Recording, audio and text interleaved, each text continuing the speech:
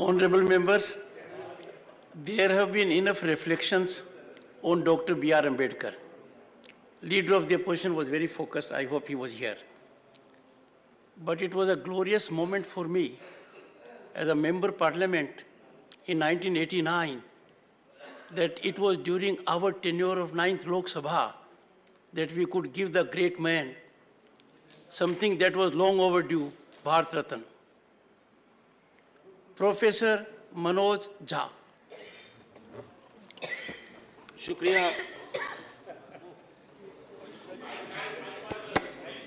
शुक्रिया सभापति महोदय, बहुत बहुत धन्यवाद। आज का दिन बेहद महत्वपूर्ण है और इस महत्वपूर्ण दिन के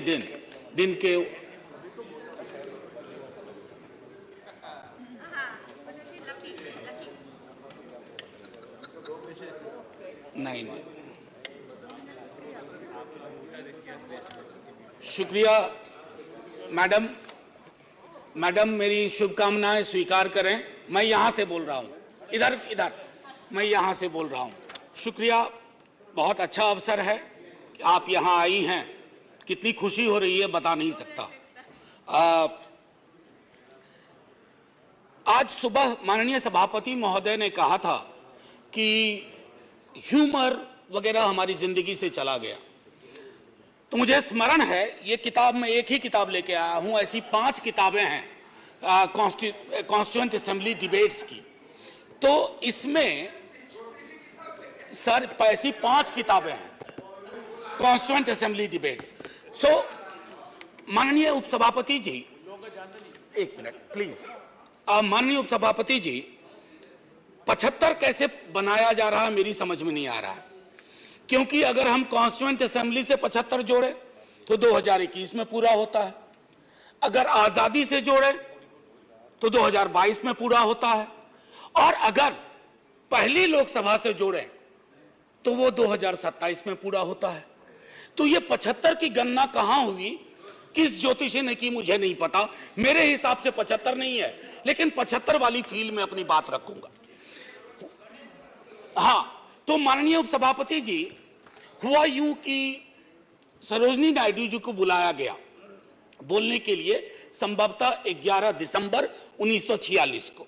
कम लोगों को यहां पता होगा कि सरोजिनी नायडू जी बिहार से चुनकर संविधान सभा में आई थी। तो उनको चेयरमैन साहब ने कहा कि अब बुलबुले हिंद, नाइटिंगेल ऑफ इंडिया आएंगी, लेकिन कविता में अपनी बात कहेंगी, प्रोज में नहीं कहेंगी।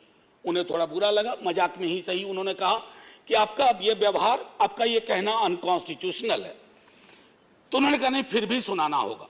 तो उन्होंने एक चीज सुनाई जो मैं पेशे नजर कर रहा हूं माननीय सभापति जी को।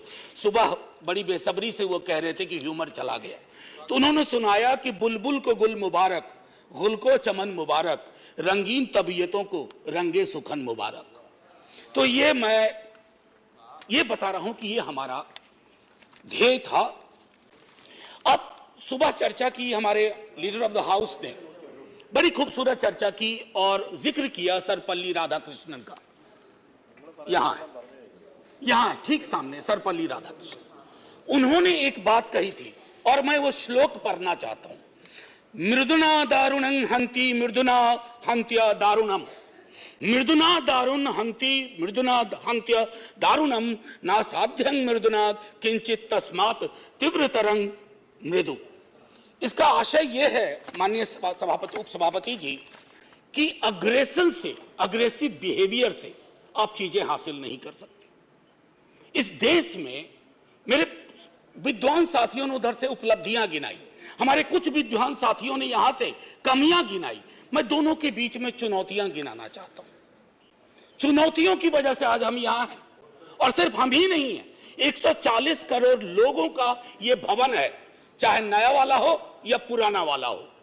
तो आज के दिन ये मेरी ओर से एक विदाई भाषण भी है, अपने दल की ओर से, इस इमारत को, जिस इमारत में हिंदुस्तान की तकदीर लिखी गई संविधान सभा के माध्यम से, और वो तकदीर लिखने वाले संकीर्ण दायरों में नहीं सोचते थे। मैं उस पर आऊंगा थोड़ा 2 मिनट के बाद। माननीय सभापति जी, बहुत चर्चा होती है, 47 में बंटवारा हुआ था इस देश का। बंटवारे के बावजूद उतनी घृणा, उतनी नफरत, पीड़ा के बावजूद नहीं थी।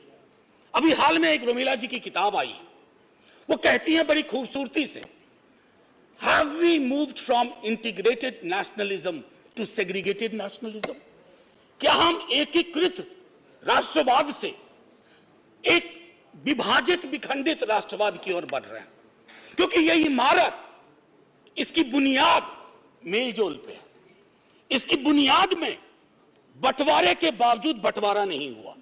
तो मैं हाथ जोड़ के विनती करूंगा, सरकार जरूर बनाइए, अगला चुनाव भी लड़ेंगे, खूब दिल से लड़ेंगे। इंडिया भी रहेगा, भारत भी रहेगा, कोई में से एक चॉइस नहीं है, क्योंकि हमको इंडिया भारत करके जम्बू द्वीप तक नहीं जाना है। मैं सिर्फ इतना कहूंगा कि वो जो मेलजोल की सीमेंट है उसका खात्मा हो रहा है, उसको बचाइए। माननीय सभापति जी, मैं दो व्यक्तियों के मध्य में अपनी कुछ बात रखना चाहता हूं। संविधान सभा में ऑब्जेक्टिव रेजोल्यूशन जवाहरलाल जी लेके आए, और संविधान सभा में जब ड्राफ्ट सबमिट हुआ तो B.R. अंबेडकर ने वो ड्राफ्ट सबमिट किया।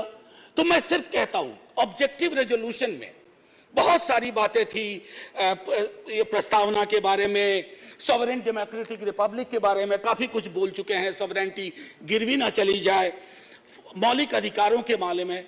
हमें आपके पीछे एक तराजू है, वो तराजू हमें लगाना होगा कि मौलिक अधिकार में कहां पहुंचे, सॉवरेनिटी में कहां पहुंचे, डेमोक्रेटिक रिपब्लिक के मसले पे कहां पहुंचे।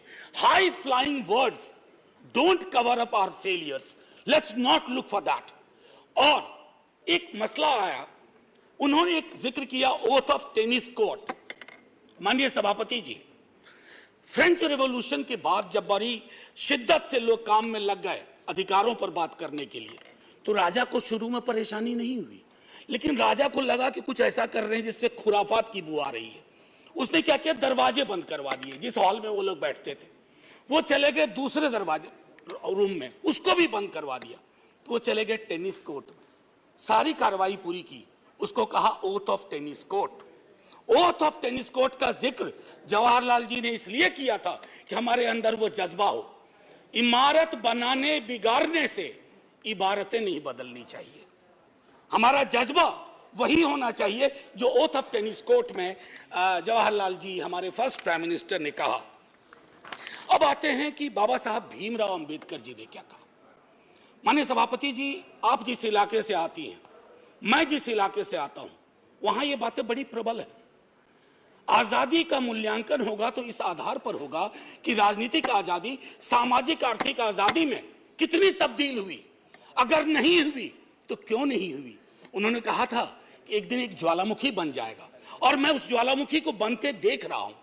वो इसलिए बनते देख रहा हूं कि जब मैं देखता हूं कि बिहार के जातिगत सर्वेक्षण पे देश के सॉलिसिटर जनरल कोर्ट में खड़े हो जाते हैं, तो मैं देखता हूं ब्लॉक करने की कोशिश हो रही है। यह एस्पिरेशनल वर्ग है, पिछड़ों की बड़ी आबादी, उसके एस्पिरेशन को आप सोशल डेमोक्रेसी के नजरिए से देखिए। जो बाबा साहब कह गए थे 31 में आखिरी हुई, उसके बाद पाकिस्तान बांग्लादेश बना। क्या इस देश को, यहां की सरकारों को, राज्यों की सरकार को वैज्ञानिक आंकड़े नहीं चाहिए? क्या आप आंकड़े आसमान से गिराएंगे? मैं समझता हूं आज के दिन यह भी हमें सुनिश्चित करना होगा कि हम इन आंकड़ों को लाएं, उसके आधार पर अपनी नीतियां तय करें। एक माननीय सभापति जी, अंबेडकर साहब दो और चीज कह के गए, प्रिवेंटिंग टिरनी ऑफ मेजॉरिटी। मैं बार बार इस सदन में कह चुका हूं कि मेजॉरिटी बेहद आवश्यक चीज है, मेजॉरिटी के बिना सरकार नहीं चलती है, लेकिन मेजॉरिटी और मेजॉरिटेरियनिज्म में फर्क है। यह फर्क अगर हमारी सरकार भूल जाती है तो बहुत बड़ी पीड़ा होती है। जब मेरे मित्र ने कहा, मैं अक्सर देखता हूं हम जैसे लोग छोटी आलोचना भी करते हैं, छोटी मोटी आलोचना जो कभी व्यक्तिगत नहीं होती है। आप कहते हो कि पाकिस्तान चले जाओ, अरे कभी देखा भी हो कितनी जगह है वहां का भूगोल क्या है, इतने लोग नहीं अट पाएंगे। मान लीजिए कि 65% लोगों ने आपको पिछली बार वोट नहीं किया, सबको पाकिस्तान भेज दोगे? ऐसी कोई व्यवस्था होती है? यहीं मेलजुल से रहना है, यहीं मिलकर रहना है। और ये सारी चीजें मैं नहीं कह रहा हूं, खुद अंबेडकर साहब कह के गए थे। मैडम, आपकी तरफ से मैं एक और चीज, एक दो छोटी चीज कह करके, इस देश की एक बड़ी आबादी सभापति महोदया, मैं आपका सभापति महोदया अभी बिल मत 2 मिनट लूंगा, ज्यादा नहीं, आज पहली बार हैं, इतने नजरिए इनाद कर दीजिए। मैं सिर्फ इतना कहना चाहूंगा कि बेरोजगारी को लेकर के हमारा दृष्टिकोण साफ होना चाहिए। सरकार में आप हो हम हो, बेरोजगारी हम सबकी पॉलिटिक्स खत्म कर देगा। राइट टू एम्प्लॉयमेंट के लिए हम क्या सोच रहे हैं, और इस देश की एक बड़ी आबादी से देशभक्ति का जो प्रमाण पत्र हम मांगते हैं ना मैडम, वो कहीं चलेगा नहीं। मैं आखिरी चीज कह करके एक सुनाना चाहता था। मैं इसलिए कहता हूं, वो एक घर में 5 सदस्य हैं, उसमें हर 5वां सदस्य उस आबादी का है। अगर उस घर में उस 5वें सदस्य को आप एलिनेट करेंगे, दूर करेंगे, घर कभी महफूज नहीं रह सकता। और आखिरी में मैं साहिर को जाता हूं और वहीं खत्म कर दूंगा, आपको घंटी बजाने की जरूरत नहीं पड़ती। आओ कि आज गौर करें इस सवाल पर। देखे थे हमने वो हंसी ख्वाब क्या हुए, दौलत बढ़ी तो मुल्क में अफलास क्यों बढ़ा, खुशहाली आवाम के असबाब क्या हुए, जो अपने साथ साथ चले कुएदार तक, वो दोस्त वो रफीक वो अहबाब क्या हुए। क्या मोल लग रहा है शहीदों के खून का, क्या मोल लग रहा है शहीदों के खून का, मरते थे जिन पे हम वो सजाए याब क्या हुए। बेकस बरहनगी को कफन तक नहीं नसीब, वो बादा आए अतलसों के मुखाब क्या हुए।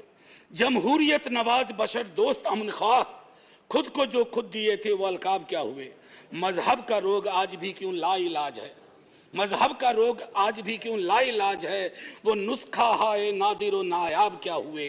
हर कूचा शोला जा रहे हर शहर कत्लगाह, यकजहती या हयात के आदाब क्या हुए।